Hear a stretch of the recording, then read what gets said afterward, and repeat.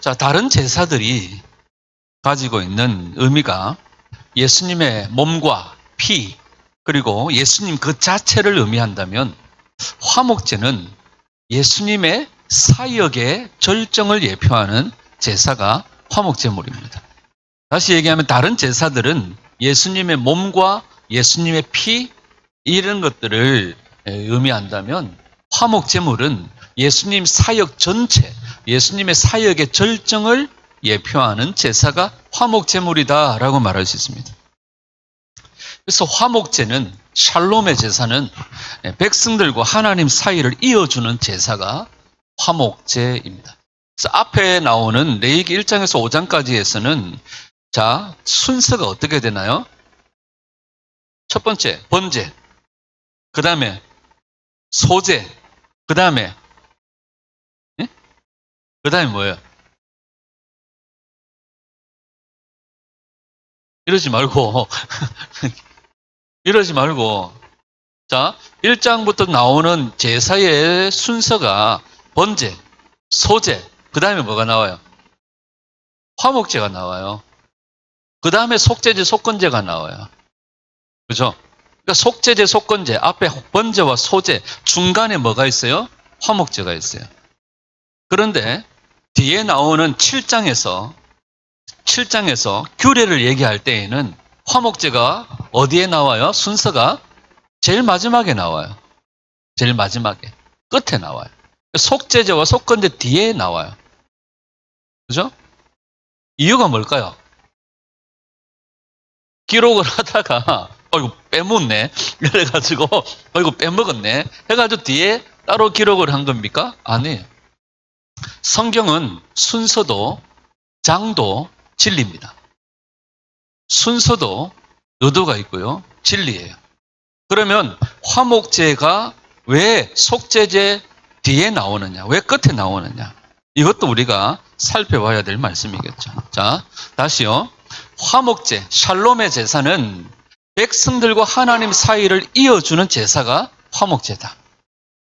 예수님은 하나님 아버지와 우리를 하나 되게 하시기 위해서 이 땅에 오신 줄 믿습니다. 아멘.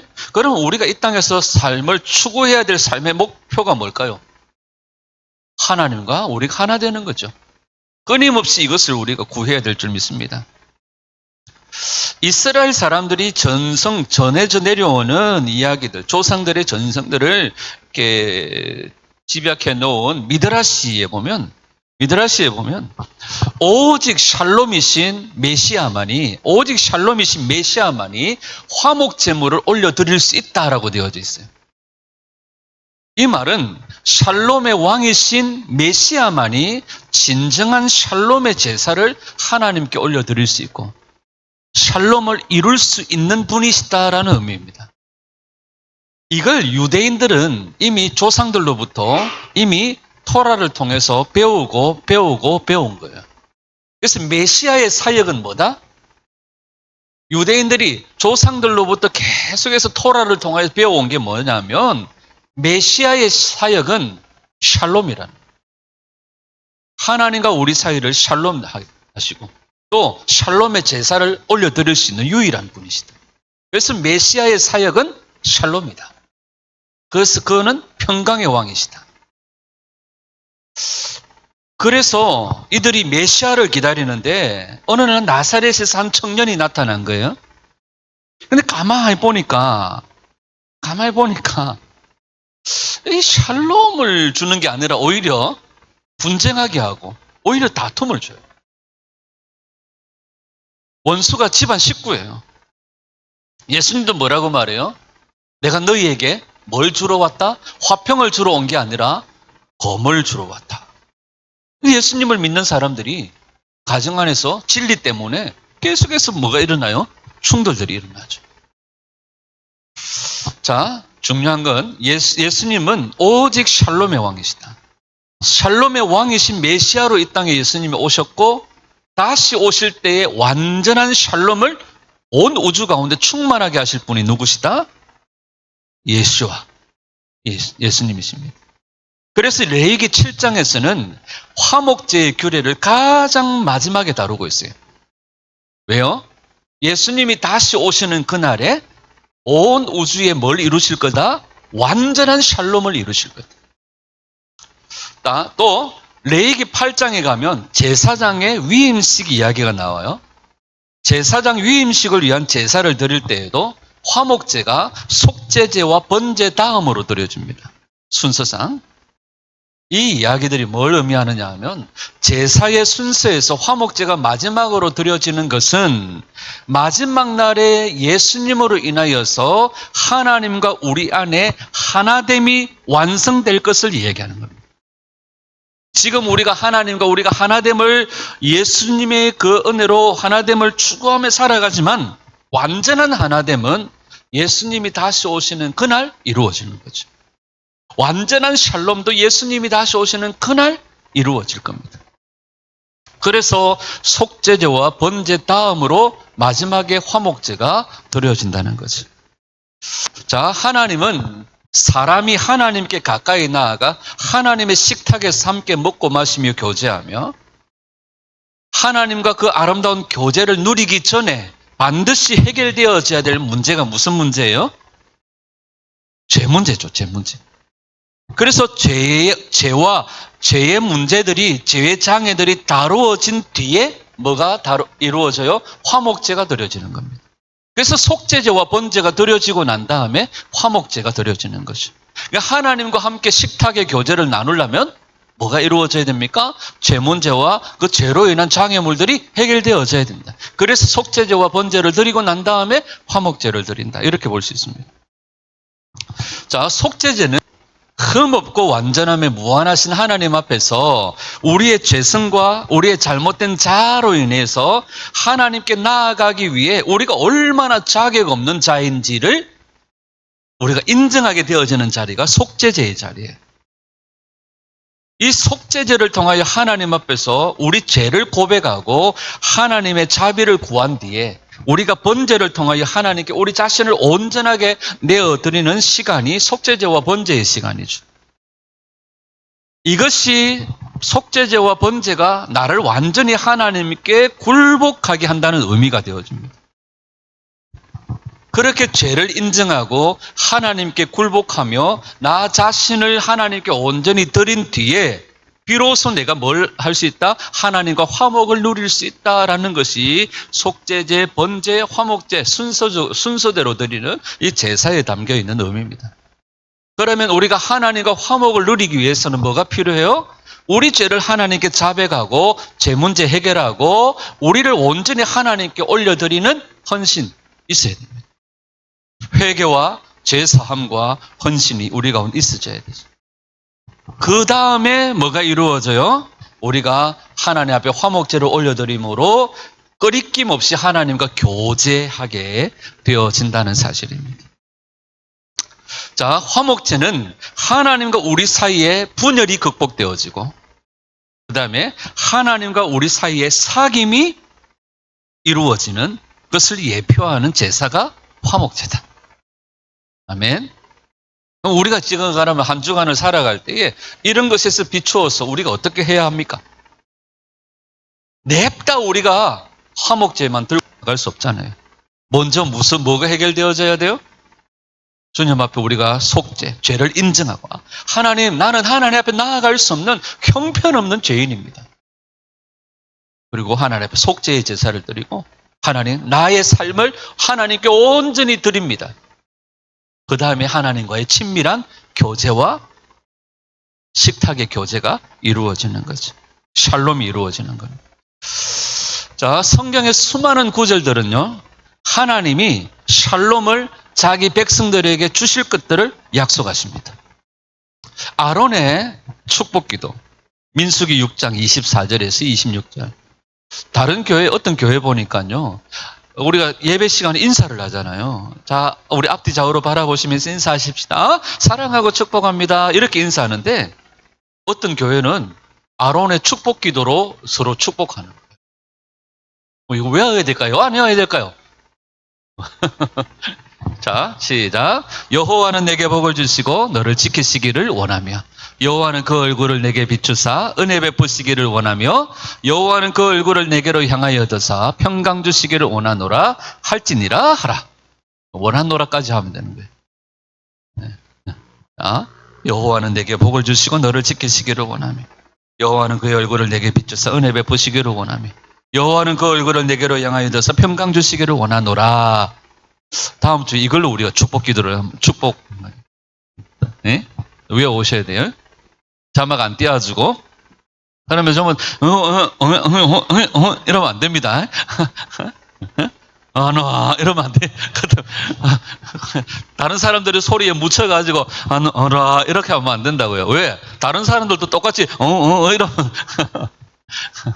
그죠? 나라도 정확하게 해야 되겠다. 그래서 나라도 외워야 되겠다. 이런 마음 가지고 해야지. 나는 다른 사람들의 소리에 묻혀가야 되겠다. 아주 와가지고 옹알이 하면 안 돼요. 옹알이는 하온이나 시아가 하는 거지. 자, 다음 주에는 우리 아론의 축복 기도로. 이건 기본입니다. 자, 수많은 성경 구절에 하나님은 뭘 약속하셨어요? 샬롬입니다. 하나님은 자기 백성들에게 샬롬을 약속하셨어요. 샬롬을 주실 것이다. 그러면 성경의 또 많은 부분에 샬롬이 가장 큰 축복임을 우리에게 말씀하세요. 여러분들의 가정에 진정한 샬롬이 있기를 축복합니다. 그 샬롬은 누가 주셔요? 예수아로 말미암아 줍니다. 그 샬롬 이전에 뭐가 필요해요? 우리가 정말 형편없는 죄인임을 인정하는 거죠.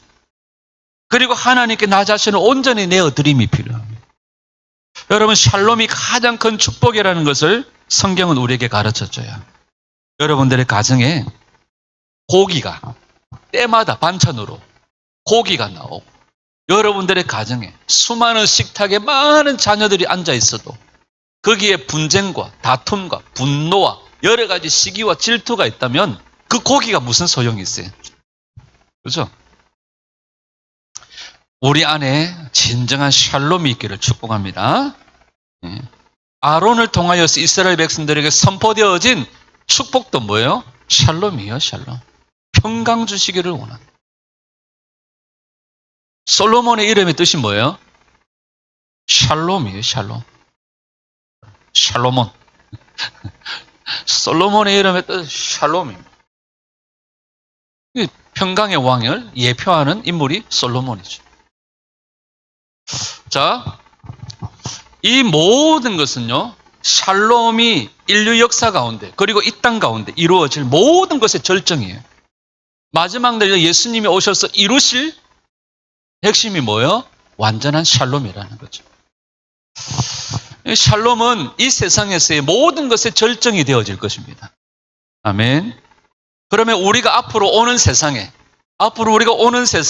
샬롬이 이루어질 것을 우리가 어떻게 그러면 알 수 있느냐?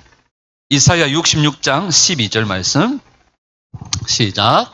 여호와께서 이와 같이 말씀하시되 보라, 내가 그에게 평강을 강같이 그에게 문나라의 영광을 넘치는 시내같이 주리니 너희가 그 성읍에 저절발 것이며 너희가 옆에 안기며 그 무릎에서 놀 것이라. 이사야는 66장으로 되어져 있어요. 성경은 몇 권으로 되어 있습니까? 66권으로 되어져 있어요. 이사야 39장이 끝나고 40장에 딱 들어가면서 무슨 얘기가 나와요?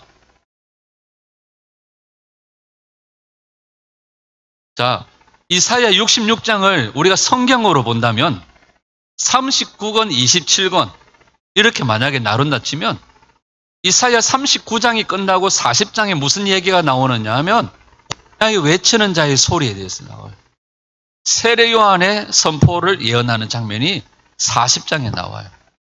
그러면 이사야 66장을 우리가 성경으로 본다면 66장은 뭐에 대한 그림이 될 수 있을까요? 예수님이 오셔서 이루게 되어질 새하늘과 새 땅의 영광스러운 그날의 모습이 되겠죠. 그러면 진정한 샬롬이 강같이 문나라의 영광을 넘치는 시내같이 주겠다고 말씀하신 이사야 66장은 메시아가 마지막 날에 오셔서 예수아가 오셔서 이루게 되어질 절정, 온 우주 가운데 뭐가 임하게 하겠다? 샬롬.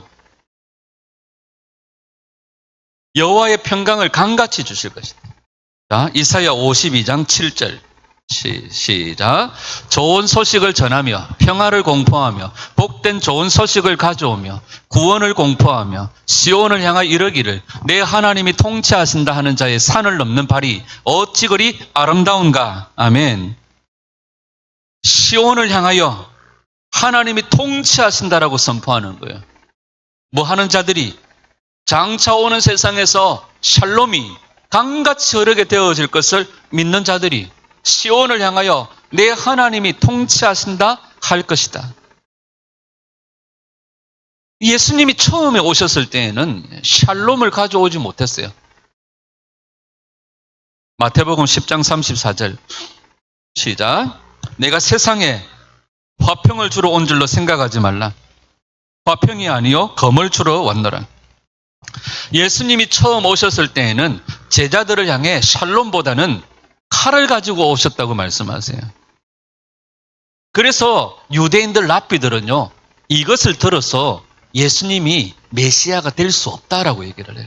왜? 메시아는 뭘 주시는 분이신데? 샬롬을 주시는 분이신데 샬롬을 안 주고 칼을 주니까. 그래서 메시아가 될 수 없다라고 얘기합니다.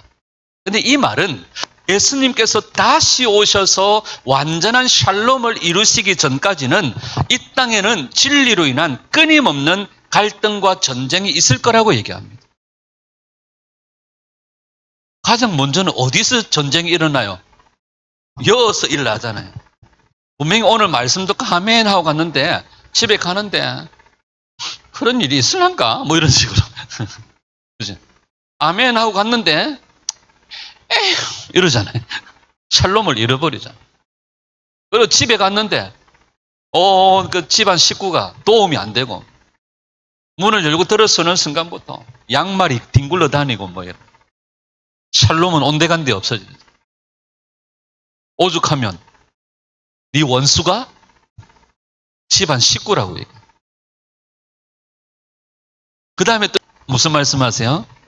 원수를 사랑하라. 그러니까 끊임없이 뭐가 일어나요? 우리 사이에서 갈등이 일어나고 진리로 인한 끊임없는 충돌들이 일어납니다.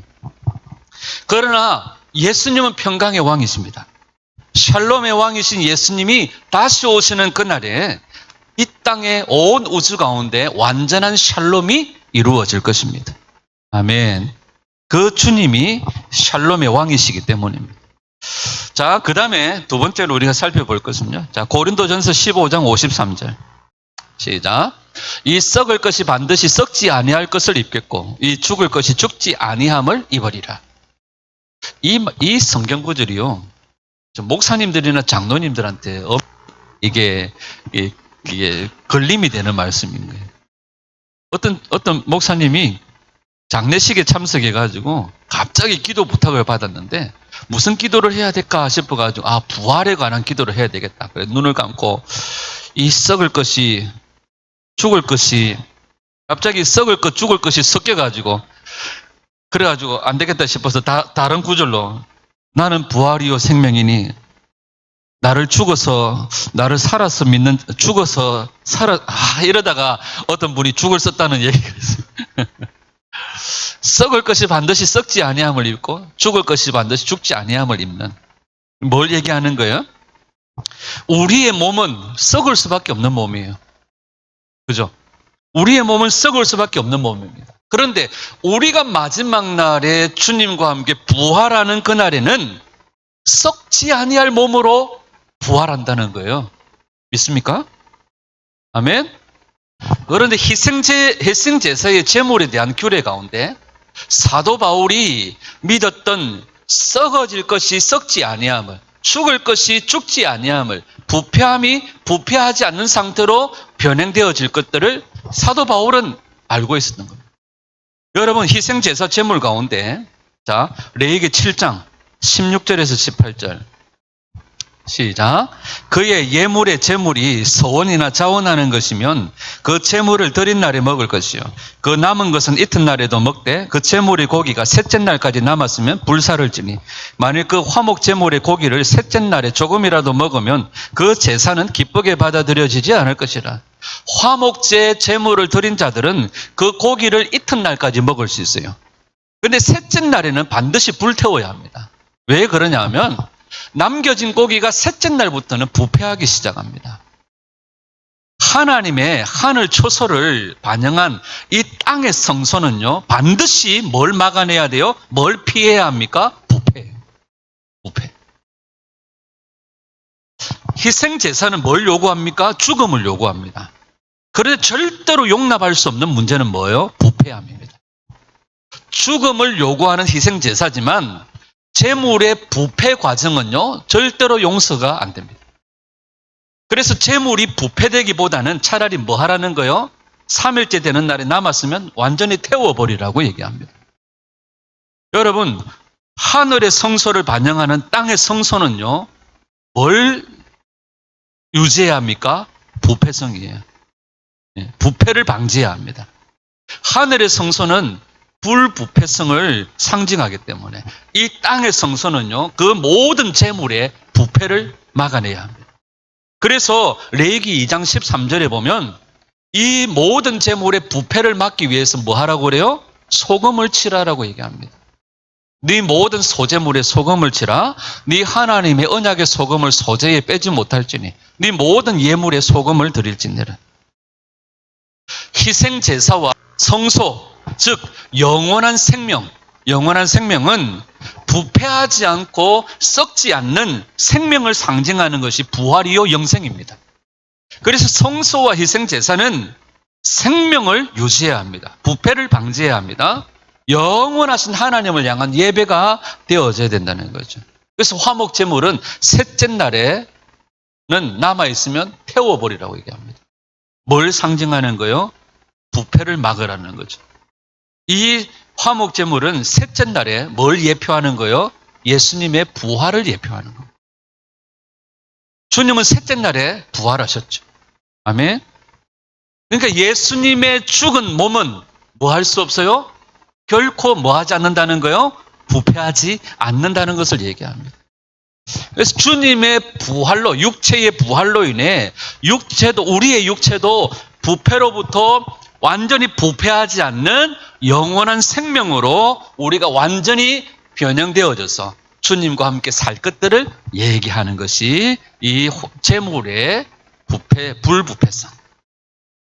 여러분, 멸망할 수밖에 없었던 우리는 멸망하지 않을 존재, 썩지 않는 존재, 죽지 않는 존재로 완전히 변형되어질 것들을 화목제물을 통하여서 우리에게 가르쳐 주시는 거예요. 그래서 화목제물, 샬롬의 제물을 통하여 우리가 두 가지를 깨닫습니다. 예수님이 다시 오시는 날 우리는 완전한 샬롬을 이룰 것이다.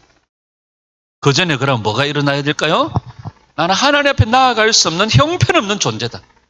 하나님 나의 삶을 온전히 하나님께 내어드립니다. 이 땅에서 하나님과의 지속적인 교제, 식탁을 위해서 날마다 회개하는 삶을 살아야 하겠죠. 그 다음에 주님 오시는 날 완전한 샬롬이 이루어지면 우리의 몸은 어떻게 되나요? 썩지 않는 몸으로 변화되어 주님과 함께 살게 될 것입니다. 이게 화목제물을 통해 우리에게 보여주시는 그림이에요. 썩지 아니할 몸으로, 죽지 아니할 몸으로 변화되어져서 영원히 주님과 함께 살게 될 것이다. 고린도전서 15장 54절 55절 시작.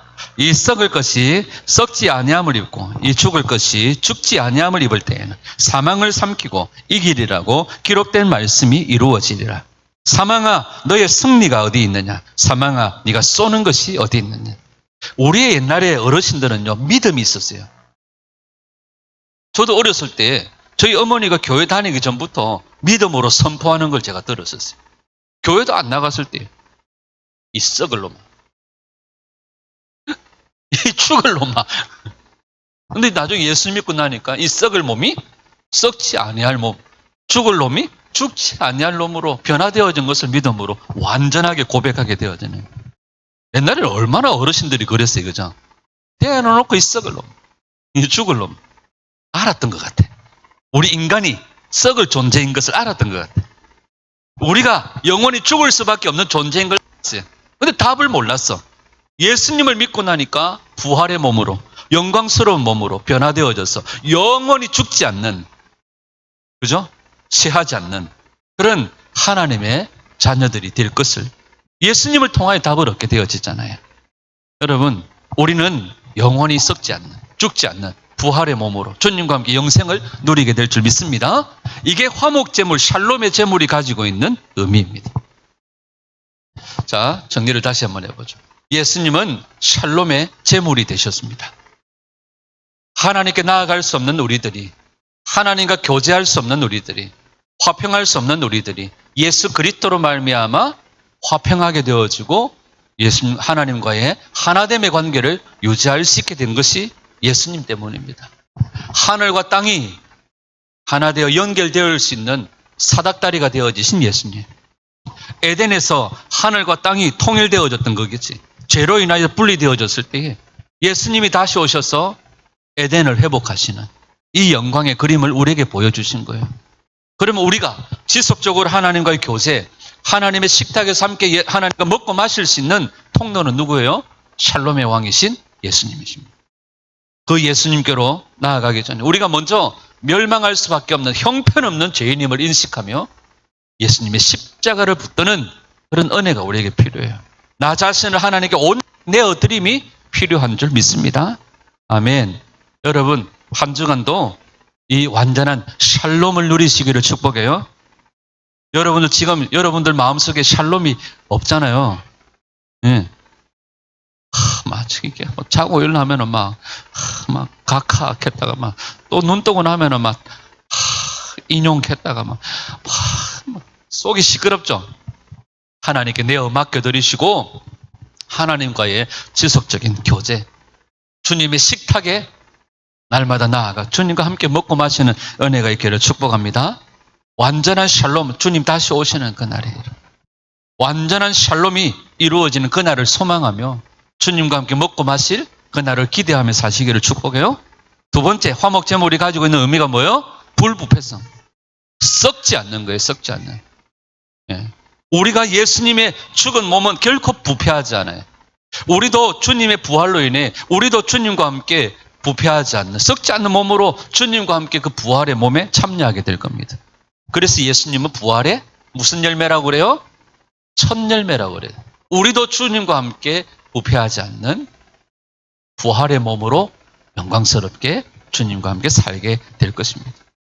자죠. 순서를 멸망할 수밖에 없는 우리들이 예수 그리스도로 말미암아 주님의 은혜의 보좌 앞에 나아갈 수 있는 길이 열려지고요. 하나님께 나의 삶을 온전히 헌신하여 드릴 때 속죄제와 번제의 삶을 산 이후에 우리에게 완전한 샬롬이 이루어지는 거예요. 그럼 우리가 날마다 할 게 뭐예요? 주님 오시는 그날에 완전한 샬롬이 이루어지기 전까지 주님, 나는 멸망할 수밖에 없는 죄인입니다. 나를 하나님께 온전히 드립니다. 주님과 함께 하나됨의 은혜를 누리게 해주십시오. 속죄제, 번제, 화목제. 그죠? 이 영원한 세계를 향한 영원한 존재의 변형으로 나아갈 그날을 기대하며 믿음으로 하나님을 기쁘시게 하는 그런 저와 여러분들이 될 수 있기를 주님의 이름으로 축원합니다. 샬롬의 제물입니다. 예수님은 샬롬의 왕이십니다.